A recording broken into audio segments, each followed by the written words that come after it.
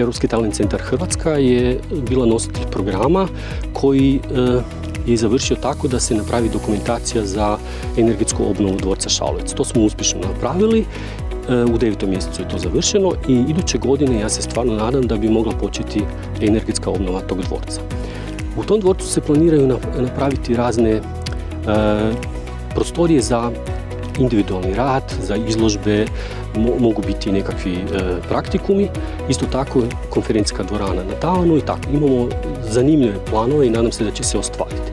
Isto tako, na drugoj strani postoje mogućnost da restoran, smještajne kapacitete učenika ili nastavnika, konferencijske dvorane, tako da tu u ovom miru ovdje može stvarno biti dobar potencijal za razvoj.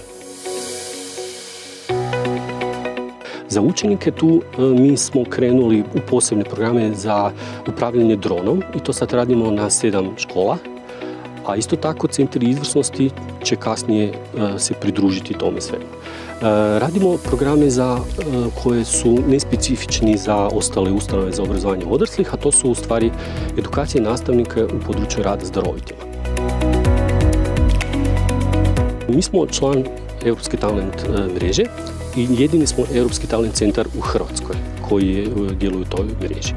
To je ujedno velika čast, a isto tako i obveza. Mi smo treća mreža po jačini u Europi.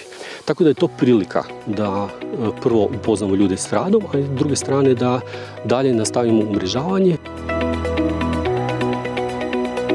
Misija je u stvari stvoriti okolinu koja je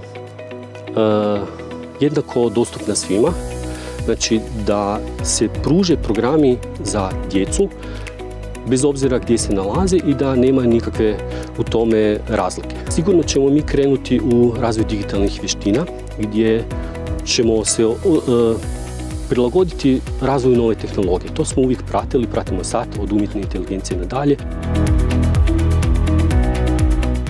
Pa mi smo ostvarili izuzetno dobru suradnju sa Ministarstvom prosvjete Županije Zapadnohercegovačke, gdje su nas oni odabrali da pomognemo u razvoju njihovih centara izvrsnosti.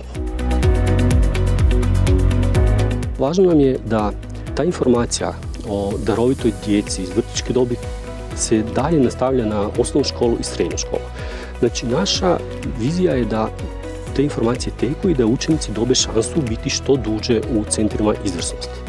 Znači, kad krenu u školu, da oni već mogu sudjelovati u tim dodatnim programima. Varaždinska županija je osnivač ove javne ustanove i suradnja je izuzetna. Znači, županija je omogućila korištenje ove zgrade gdje se sad nalazimo. Šalovec će postati sjedište Europskog talent centra i u njemu će se odvijati programi o kojima smo pričali. Suradnja je odlična, isto tako sa školama je suradnja isto odlična.